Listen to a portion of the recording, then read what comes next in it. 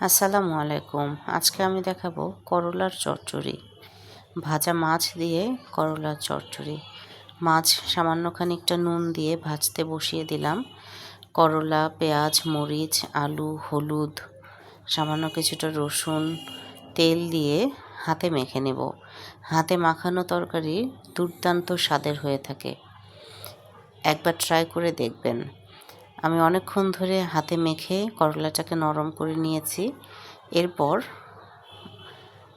সামান্য কিছু পানি দেব এবং মাছগুলো দিয়ে আমি নাড়াচাড়া করে চুলায় বসিয়ে দেব। চুলায় বসিয়ে আমি 10 থেকে 15 মিনিট এটাকে জাল করে নেব। নিলেই হয়ে গেল করলার চচ্চড়ি। এই যে আসছে গরমের দিনে এটি শরীরের জন্য খুবই উপকারী একটি তরকারি এবং তেল একটু বেশি পরিমাণে দিয়ে রান্না করলে চচ্চড়িটা তিতা হয় না, খেতে খুবই সুস্বাদু হয় এবং খুবই শরীরের জন্যে উপকারী। ধন্যবাদ ভিডিওটি দেখার জন্য। ফলো করবেন, সাবস্ক্রাইব করবেন। Thank you very much.